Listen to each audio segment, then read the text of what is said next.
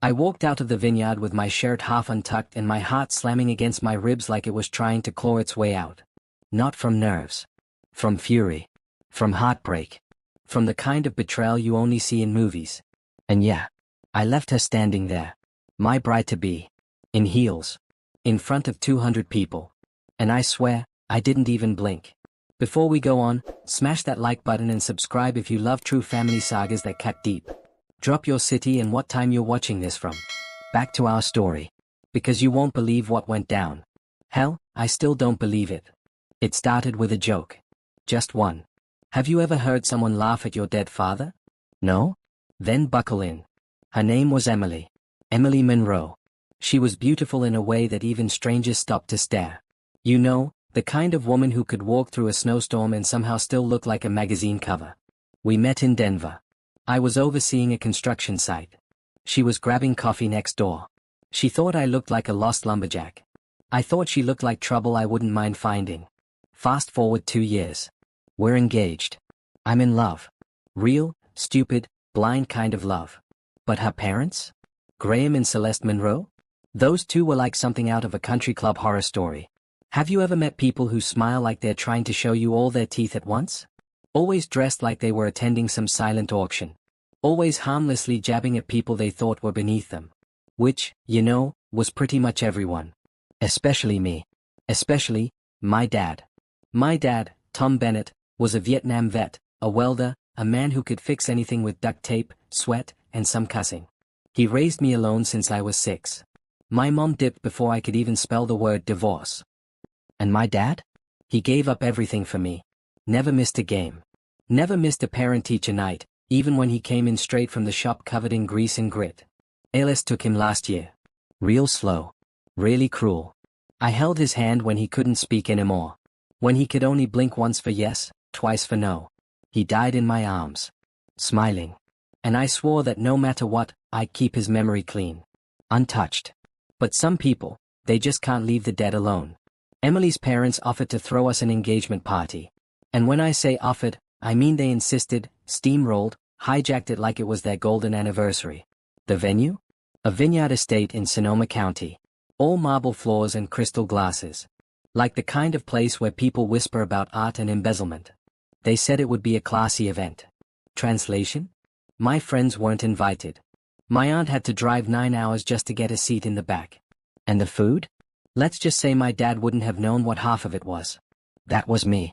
Tucked into a corner with my bourbon, watching everyone else laugh like I wasn't even there. Then Graham raised his glass. To my daughter Emily, he said. And to Nathan, the man who's gonna keep her grounded. Laughter. I blinked. Was that a dig? Then came the jabs. About how Emily had worked so hard to polish me up. How I was a project, like a rescue dog that finally stopped barking at chandeliers. Then, Celeste took the mic. We were nervous at first, she said with a smile that could slice glass. I mean, Nathan's earthy. Salt of the earth, really. But Emily's patient. More laughter. But the worst part? My fiancée. Emily. She was laughing. Hand over her mouth like it was all just hilarious. Then Celeste said it. And let's not forget the late Tom Bennett. A real character, that one. Always had a story. And an opinion. And dirt under his nails. My chair creaked. He meant well, Graham chimed in. But let's hope Nate doesn't inherit his aesthetic choices. The whole damn table erupted. I stared at Emily. She didn't flinch. And that was it. I stood up. My glass tipped. The bourbon spilled. And the silence that followed? You could hear God breathe. I didn't shout. Didn't flip a table. I just stood there. Everyone stared like I'd pulled a fire alarm at a funeral. You done? I said. Graham blinked like he wasn't sure I was talking to him. I looked at Emily. Dead in the eye. You think that's funny? She opened her mouth. Closed it. My voice cracked a little, but I kept going. You'll sat up here and turned my father into a joke. The man who worked 3 jobs so I could have a shot. Who gave up every comfort so I wouldn't go without. Someone in the back muttered, Jesus. And you, Emily? You laughed. She whispered, I didn't mean to. But you did. And that silence? It wasn't just awkward. It was final. I left. Just walked out. Didn't even button my coat. The cold hit me like a slap, but I welcomed it. Better than that room. About 30 minutes later, my phone lit up. Emily, please, just talk to me. Celeste, Nathan, you're overreacting. Graham, you embarrassed us. That was uncalled for. Uncalled for? Are you kidding me? I didn't reply. I sat in my truck, gripping the wheel until my knuckles turned white. Tried not to cry.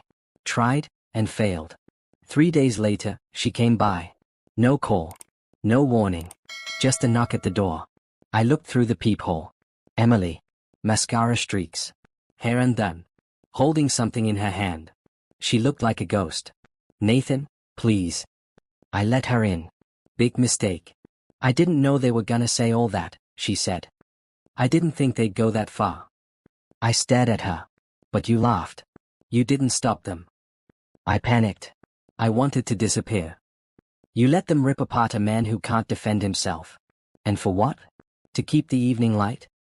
She reached out. I stepped back. And then she said it. I took the watch. My dad's Timex.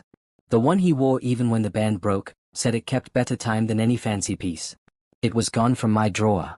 I hadn't noticed in the storm of it all. But when she said it, everything clicked. Why? I asked, voice low. I wanted to have something of him. To feel close to you. So you stole it. She shook her head. I was going to give it back. I laughed. Bitter. Broken. You don't get it, Emily. That watch isn't just metal and glass. That's him. I'm sorry. Sorry doesn't fix it. She took it out of her bag. Held it up like it was a peace offering. But there was no peace left. I took it and shut the door behind her. 2 weeks later, I sat on the porch of my dad's old hunting cabin. Cold wind. Hot coffee. Watch ticking on my wrist. I stared out at the trees, just breathing. I could still hear her voice sometimes. Still picture her in that dress, laughing while they gutted my dad with words. But now? I could finally breathe. Love should feel like home, not like walking on eggshells in someone else's house. And family? Real family protects your memory when you're gone. I lost something big when I walked out of that vineyard. But I saved something bigger. Me. What would you have done if you were Nathan? Would you have stayed? Bit your tongue?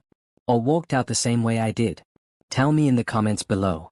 I want to hear your truth. If this story hit you, share it with someone who needs to hear it. Someone who needs the reminder, respect isn't optional. Smash that like so it reaches more people. Support this channel by subscribing and staying tuned for more real, raw family drama stories. We post daily. Don't miss the next one. It's gonna hit even harder. Stay grounded. Stay real. And don't ever let anyone laugh at your love. See you in the next story.